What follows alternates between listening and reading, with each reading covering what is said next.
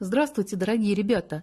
Сегодня я хочу прочитать вам сказку, которая называется «Добро за добро». Написал ее по мотивам народной сказки Кадыр Мурзалиев, а перевел на русский язык Геральт Бельгер.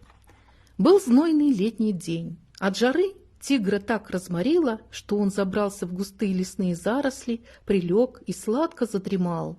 Вдруг сквозь сон ему почудилось, будто кто-то бегает у него по спине. Тигр стряхнулся, и тут хлоп, прямо перед ним оказался маленький испуганный мышонок.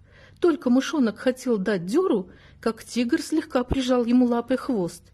«Ты что, другого места для игр не нашел? Весь сон разогнал, вот как придушу сейчас!» «Не убивайте меня, пожалуйста, дедушка тигр, я вам еще пригожусь», — молился мышонок.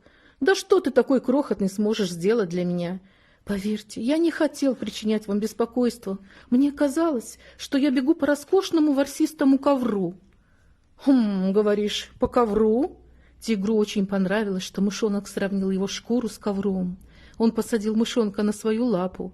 «Ты прав, моя шкура даже лучше любого ковра. Нет охотника, который не мечтал бы о такой добыче», — хвастался тигр. «Отпустите меня», — попросил мышонок, чуть увереннее. «Вы никогда об этом не пожалеете». «Ну ладно, так и быть, отпущу тебя. Уж больно хорошее у меня сегодня настроение». Счастливый мышонок бежал по лесу и громко кричал: «Ура! Я познакомился с самим тигром. Теперь я никого не боюсь, потому что мы с тигром друзья». Как-то вечером тигр вышел на охоту. Не успел он сделать и нескольких шагов, как под лапой у него что-то резко хрустнуло. Когда тигр очнулся и открыл глаза, он почувствовал, что его шею крепко сдавила веревка, а сам он висит на суку огромного дерева. «Помогите!» — хриплым голосом стал звать на помощь тигр. «Помогите!» Пробегавший мимо мышонок услышал знакомый голос и бросился тигру на выручку. Он ловко взобрался на дерево, к которому была привязана веревка, и изо всех сил принялся грызть ее. «Скорее, задыхаюсь!» — умолял тигр. Сейчас, только не шевелись, а то петля задушит тебя». Мышонок, наконец, перегрыз веревку, и тигр рухнул на землю.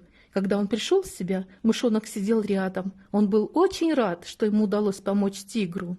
Тигр погладил мышонка по голове и сказал: «Спасибо тебе. Ты хоть и маленький, да удаленький. Ты спас меня от смерти». С тех пор тигр и мышонок стали друзьями.